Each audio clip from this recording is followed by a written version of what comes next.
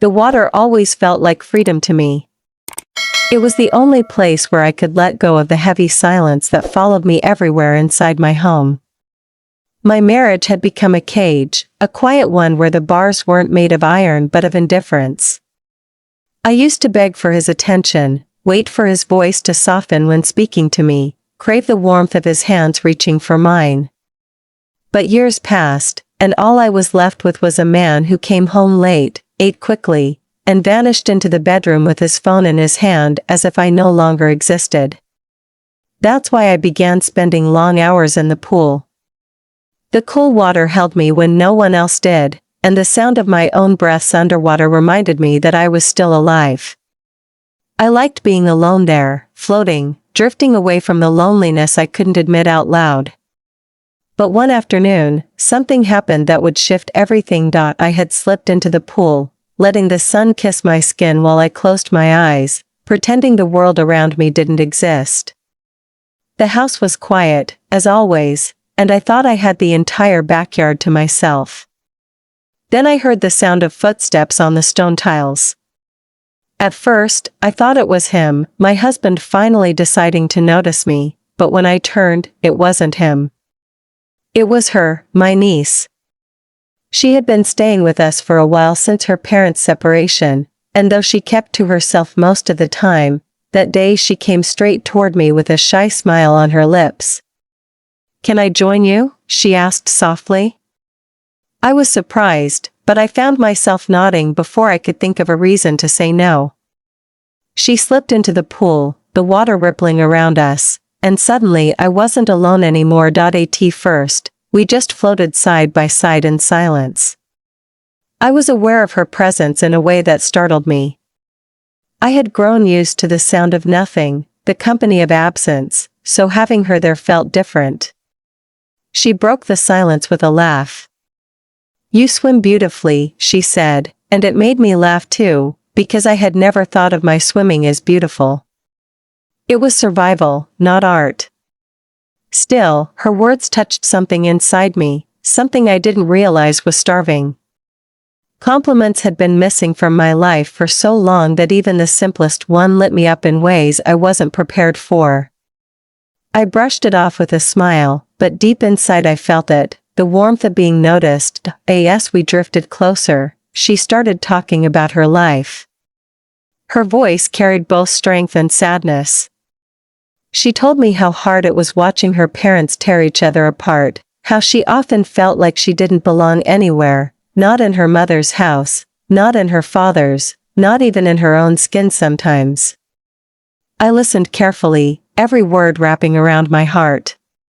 For the first time in a long time, I wasn't just a wife holding in her pain, I was someone who could understand another person's loneliness.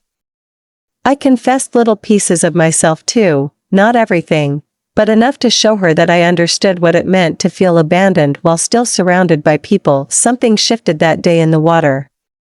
It wasn't dramatic or sudden, it was soft, quiet, and unexpected. I noticed the way her eyes lingered when I spoke, how her smile felt almost like sunlight breaking through clouds. I noticed how I wanted her to keep talking, to keep looking at me, to keep reminding me I still existed. I had been invisible for so long that even the smallest recognition felt like air to someone who had been drowning. She didn't know it, but she was giving me something I had been craving, connection. We stayed in the pool until our fingers wrinkled and the sky began to change color. She laughed easily, like she hadn't laughed in years, and I found myself laughing too, the kind of laugh I thought I had forgotten. I didn't want it to end. When she finally climbed out of the water, wrapping a towel around herself, she turned back and said, "You know, you're stronger than you think." I froze at those words. No one had called me strong in a long time. To my husband, I was just there, like furniture that didn't need attention. But in that moment, in her eyes, I wasn't invisible. I was seen. When she walked away, leaving me alone in the water again, the silence returned, but it was different now. Something had been stirred inside me, something I couldn't put back to sleep. The pool, which once held only my loneliness, now carried the memory of her voice, her presence, her laughter echoing against the stillness. And I knew deep down that this was only the beginning of something I couldn't yet understand, but already I could feel the weight of it pressing against my heart. The days that followed that first swim with her felt different in ways I couldn't explain. I woke up still wrapped in the same dull silence of my marriage, the same cold distance of a man who had long stopped trying, yet there was a new thought lingering in my mind that softened the weight on my chest. I caught myself remembering her smile, the way she had looked at me with eyes that actually saw me.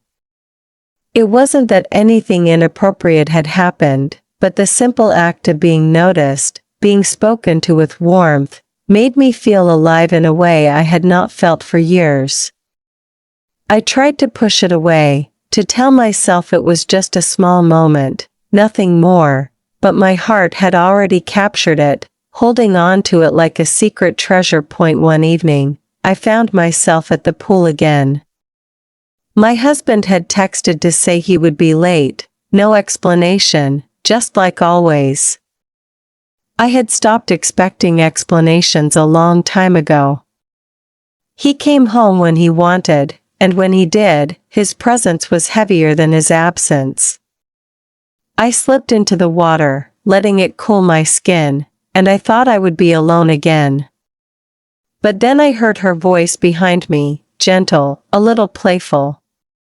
"I knew I'd find you here." She walked closer, her hair tied up, a towel around her shoulders, and without asking again, she joined me. And just like before, something inside me shifted as she entered the water. We floated together, the silence between us comfortable this time. She began talking about the little things, her classes, her friends, the music she had been listening to. But then, as if she couldn't hold it in any longer, her words became heavier.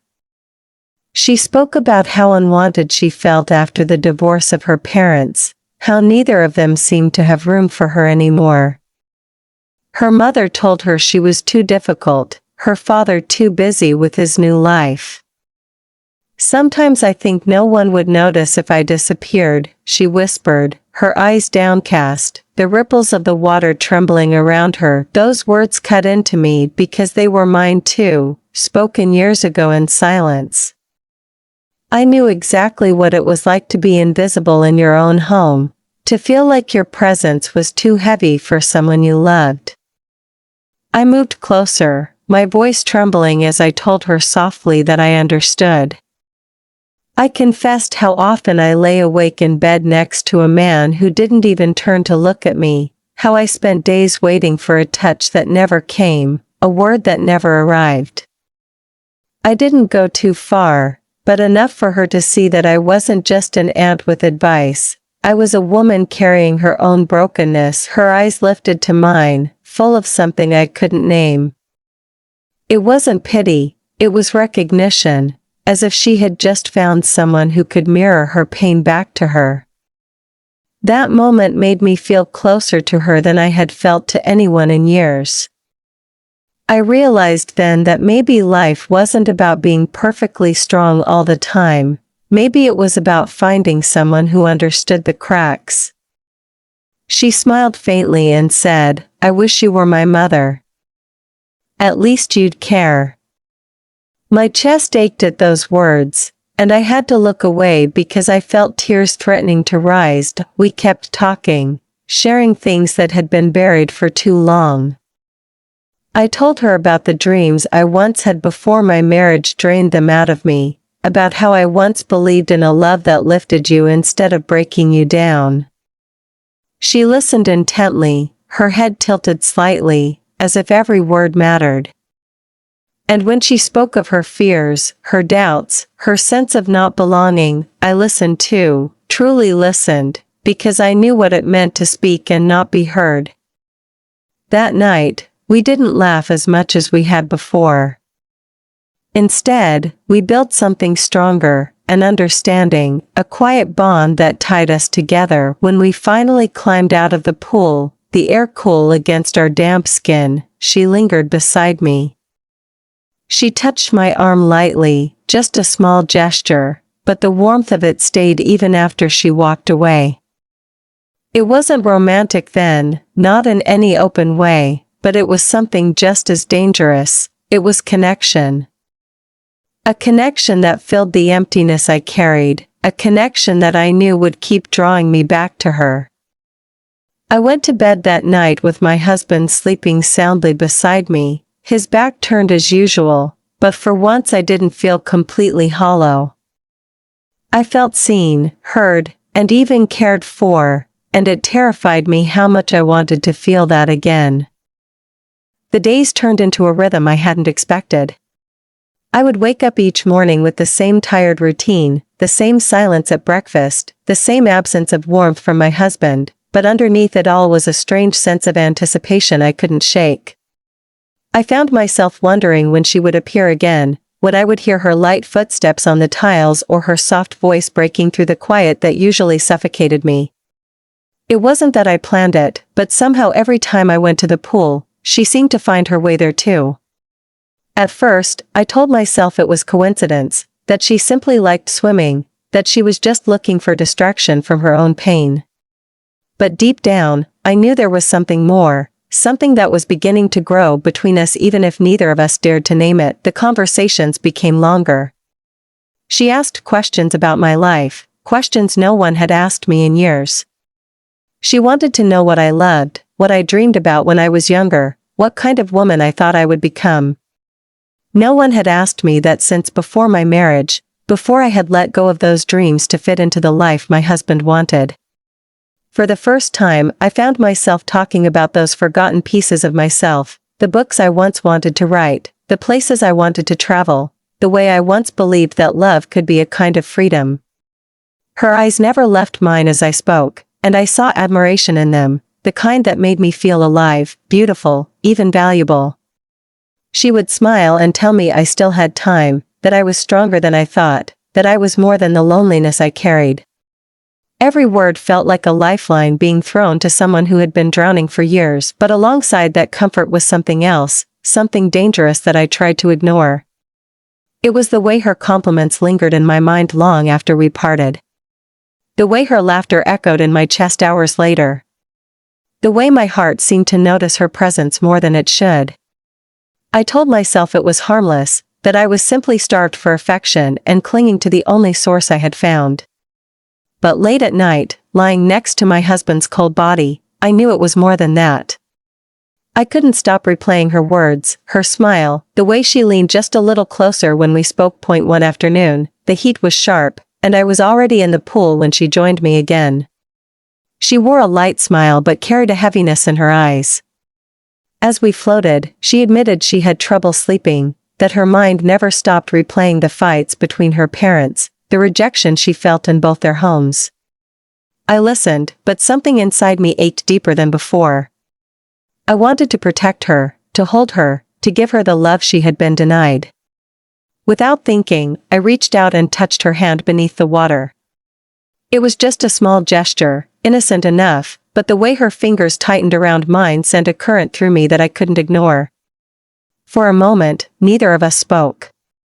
The world around us seemed to vanish, leaving only the silence of water and the thunder of my heartbeat. I pulled my hand away too quickly, guilt flooding me, but the look in her eyes stayed. It wasn't judgment, nor was it confusion. It was recognition, as if she too had felt something shift between us.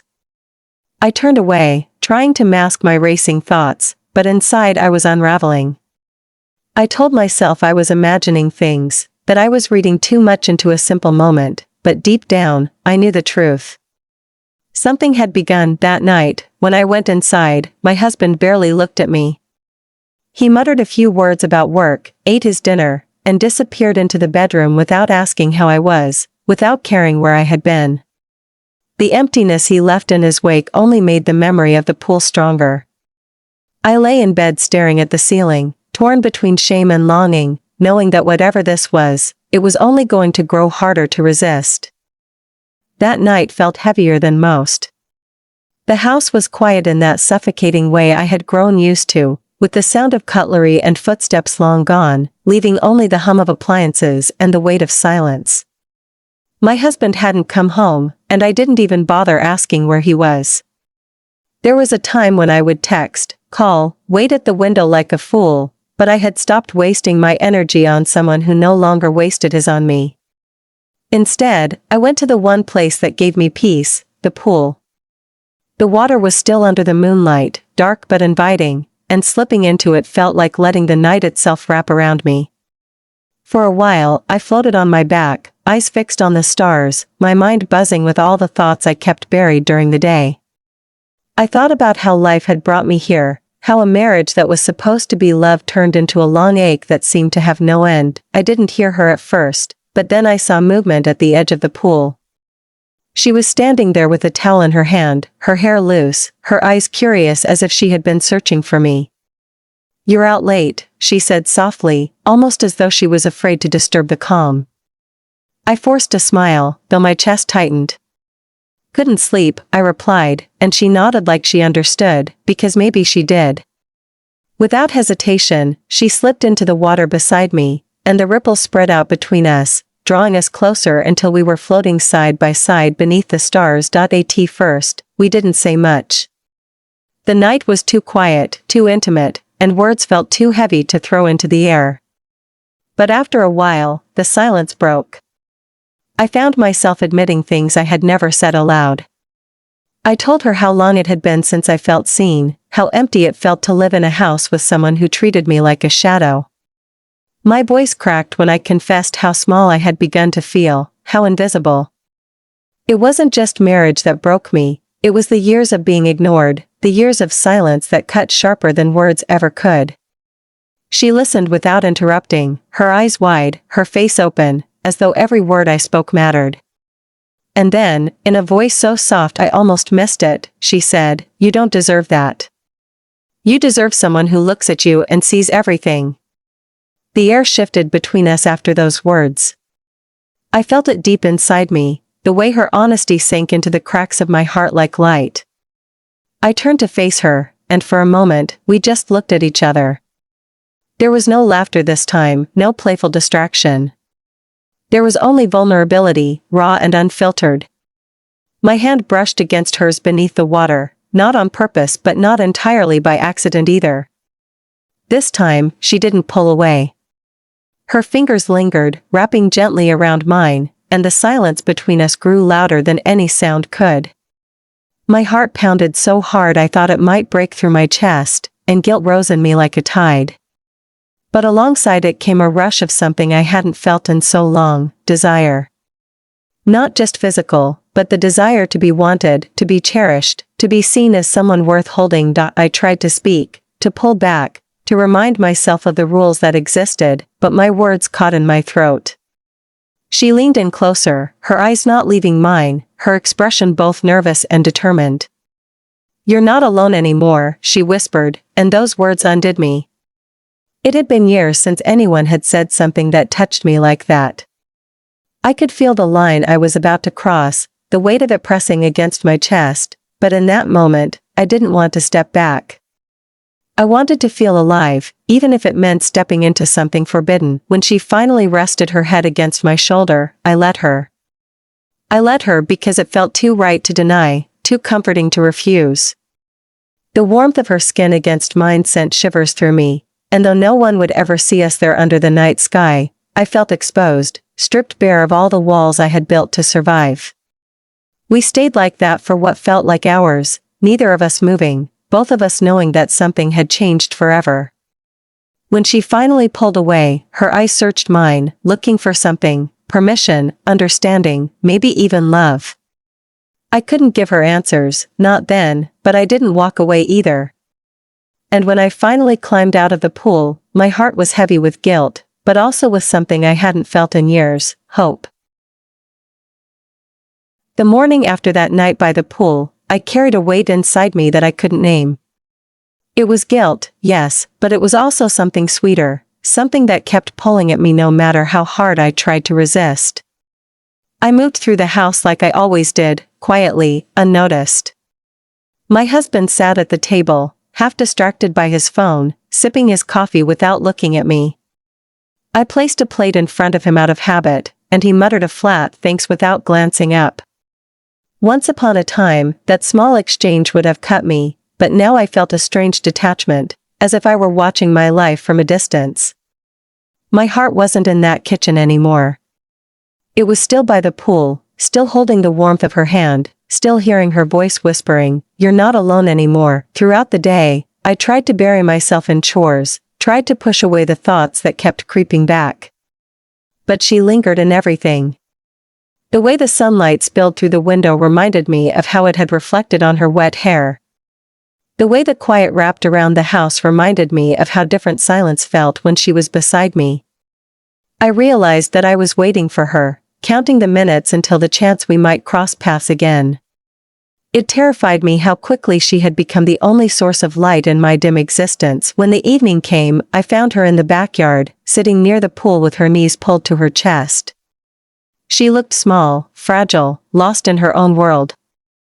I walked over and sat down beside her, close enough to feel the heat of her body against mine. For a while, neither of us spoke. The air was heavy with the things we wanted to say but couldn't. Finally, she broke the silence. "Do you ever wonder if happiness is just not meant for some people?"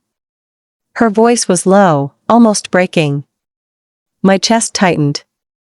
I wanted to tell her that happiness was possible, that love was possible, that she deserved it, but I hesitated. How could I speak of happiness when I was the perfect example of its absence? Still, I turned to her and said, "Happiness isn't something that just happens. Sometimes it's something we have to take, even when it feels wrong, even when it scares us." My own words startled me, because I knew they weren't just for her. They were for me too. She looked at me then, and in her eyes I saw the same longing, the same desperation to be wanted. That look pierced through all my defenses, and before I could stop myself, I reached for her hand. She didn't pull away. Her fingers tightened around mine, and the air between us grew so charged I could barely breathe. The days that followed blurred into a secret rhythm.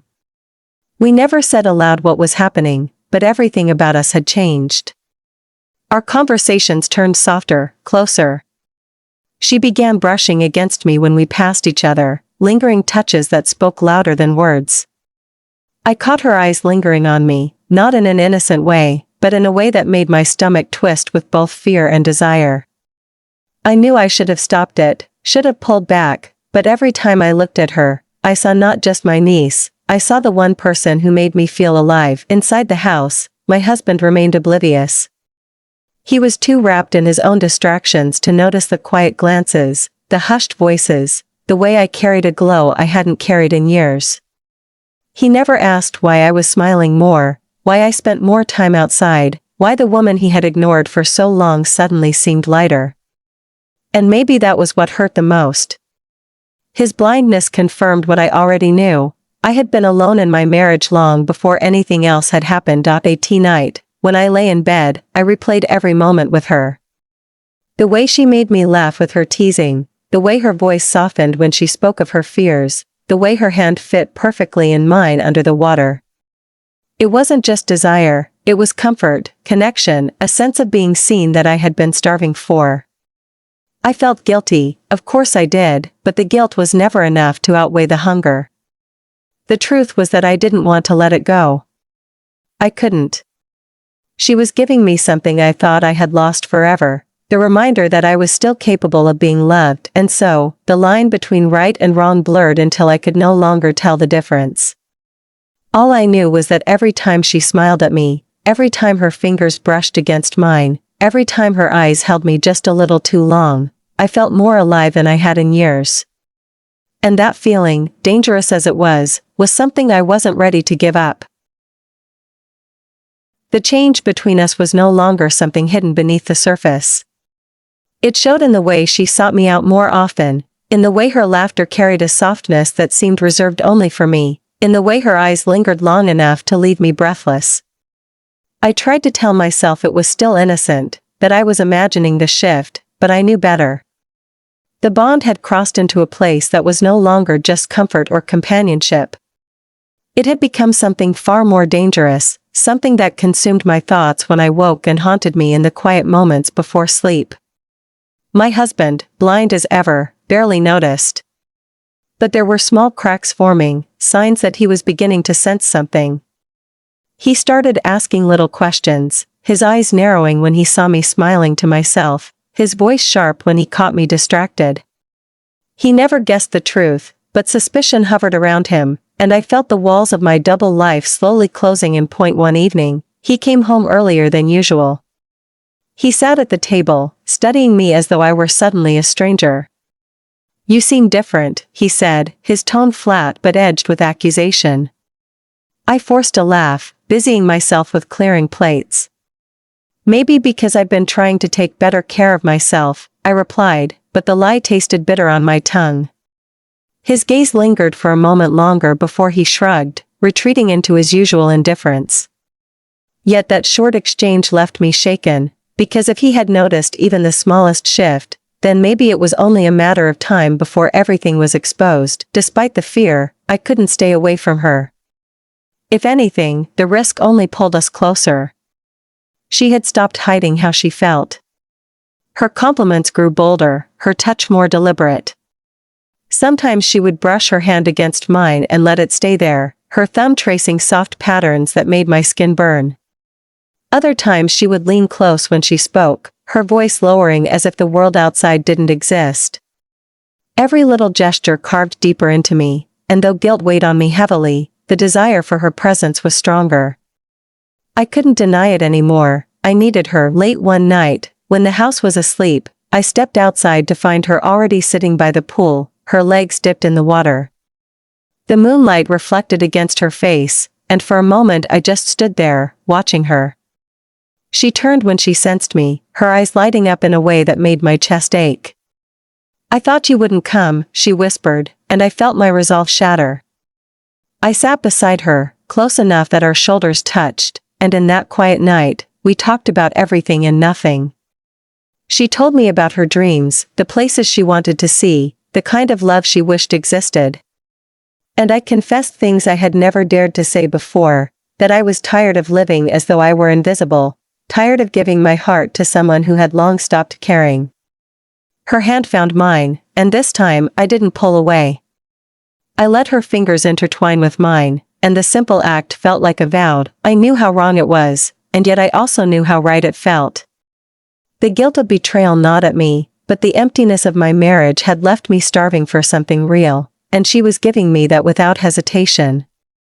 It was not just attraction, it was the way she listened, the way she saw through the mask I wore, the way she filled the silence with warmth instead of distance.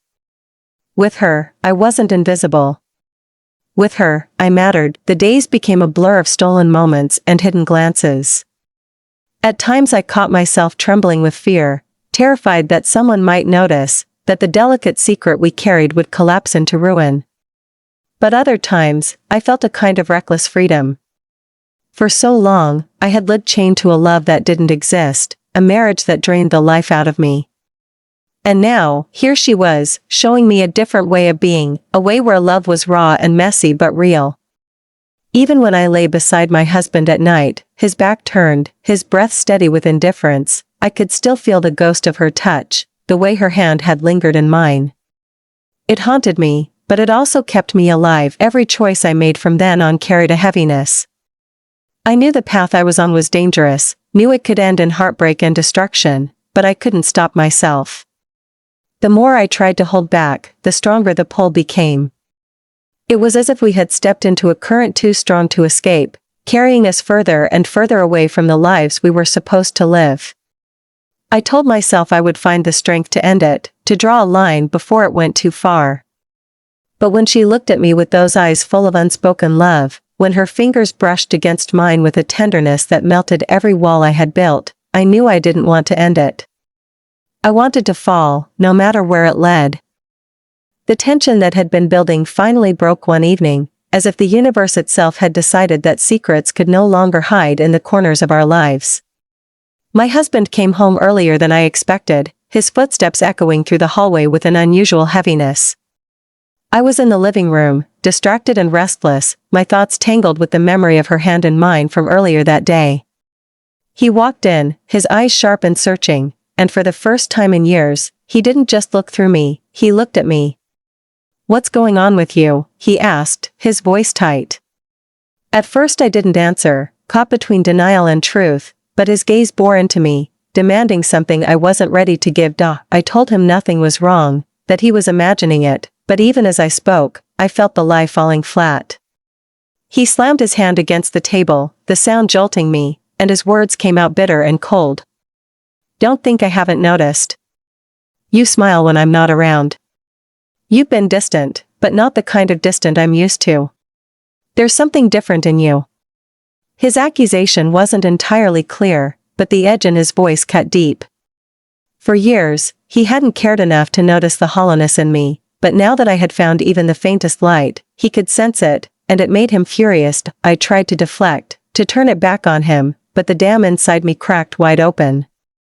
All the years of silence, all the nights spent waiting for him to touch me, all the mornings where he treated me like a ghost, it came pouring out in a rush of words I couldn't stop. I told him how abandoned I felt, how unloved, how his indifference had killed me slowly day by day. My voice shook, but there was strength in it, a strength born from years of carrying pain alone. He looked at me, stunned, as if he had never considered that his neglect had consequences. "So what?" he snapped, his pride wounded. "You think you're the only one suffering? You think I don't feel trapped too?" His words stung, but they didn't erase the truth I had just spoken. The argument spiraled, voices rising, accusations flying like shards of glass. He demanded to know if there was someone else, his suspicion sharpening into anger. My heart pounded so hard I thought it might give me away, but I forced myself to remain calm. I didn't answer him directly, but my silence was enough. His eyes narrowed, his jaw tightened, and I could feel the distance between us turning into an unbridgeable canyon. For the first time, he saw that he had lost me, and in his eyes, I saw the fear of it. Though he tried to mask it with rage. Through the chaos of that night, I realized something undeniable: I wasn't afraid anymore.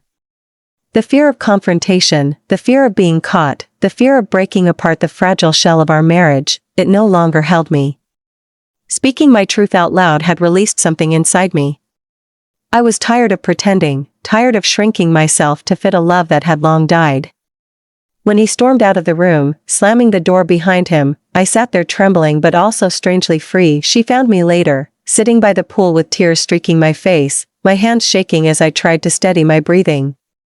She knelt beside me, her hand gentle on my shoulder, her eyes full of worry. I wanted to push her away, to protect her from the storm that had just erupted inside the house, but instead, I leaned into her. The warmth of her presence was the only thing that steadied me. "He knows something," I whispered, my voice breaking. She didn't flinch, didn't retreat. Instead, she held me tighter and whispered back, "Then let him. You don't owe him your soul." Those words, so simple yet so fierce, pierced through all my guilt. For years I had lived like a prisoner, bound by vows that had turned into chains. And here she was, offering me not just love but the courage to break free. I knew then that nothing could undo what had already begun. The truth had surfaced, the confrontation had happened, and though the future was uncertain, one thing was clear: I could never go back to being the woman who lived quietly in the shadow of neglect. I had crossed a line, and for the first time in years, I didn't regret it. The days after that confrontation felt like walking through a storm that had finally torn the roof off a house already crumbling. The walls of silence that had once trapped me were gone, replaced by something raw and exposed. My husband avoided me most of the time, his eyes sharp whenever they landed on me, but he didn't try to pretend anymore.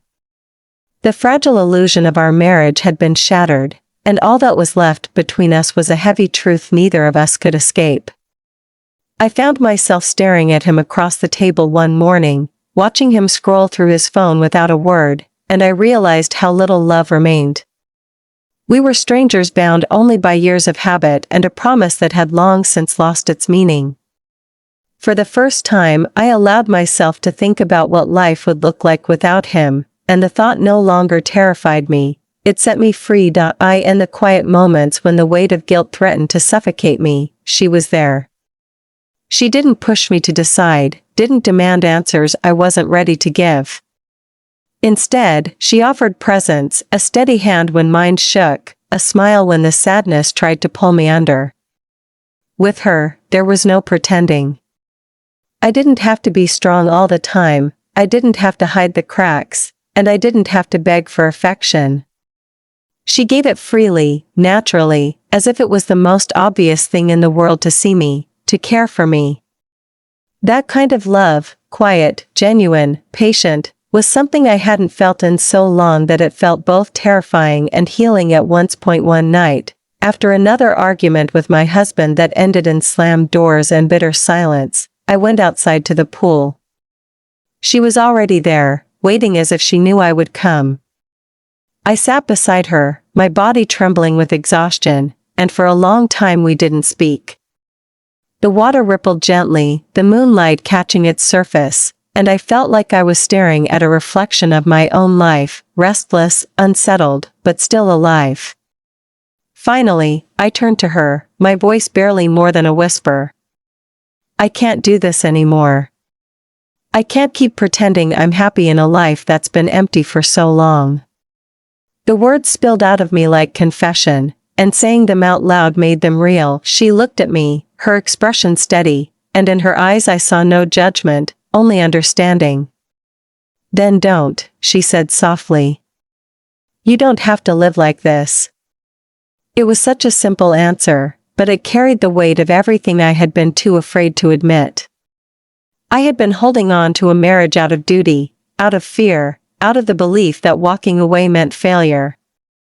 But what I was realizing now was that staying had been the real failure, the failure to love myself enough to demand more. The decision didn't happen in one dramatic moment. It came slowly, in waves, as I began to let go of the guilt that had chained me for years. I spoke to my husband, not in anger this time but with clarity. I told him I wanted to end it, that I couldn't keep living in a marriage where love had died. His reaction was bitter, filled with anger and denial, but I didn't let it break me. For once, I didn't let his voice drown out my own. I stood firm, and though it hurt, there was a strange relief in finally choosing myself. Through it all, she remained my anchor. I didn't try to label what we were or what we might become. I didn't need to. What mattered was that she had given me the courage to see the truth, to stop hiding behind duty and fear. Our bond was complicated, tangled in questions that had no easy answers, but at its core it was something pure. It was two broken souls finding light in each other. She taught me that love doesn't always fit into the boxes society builds, that sometimes it arrives in ways we least expect, through people we never imagined. The pool, once a place where I swam only to escape my emptiness, became the place where I was reborn. Every ripple in that water held the memory of where it all began, the loneliness, the unexpected companionship, the quiet moments that turned into something more. And now, when I slipped into it, I no longer felt like I was drowning. I felt like I was floating towards something new. I don't know what the future holds, and maybe I never will. But I do know this, I am no longer invisible. I am no longer a ghost in my own life. I chose to break free, to embrace the complicated, messy truth of love, even when it didn't look the way the world said it should. And in that choice, I found myself again, not the wife who waited in silence, not the woman who carried years of neglect, but a soul who finally remembered that she was worthy of being seen, of being loved, of being alive.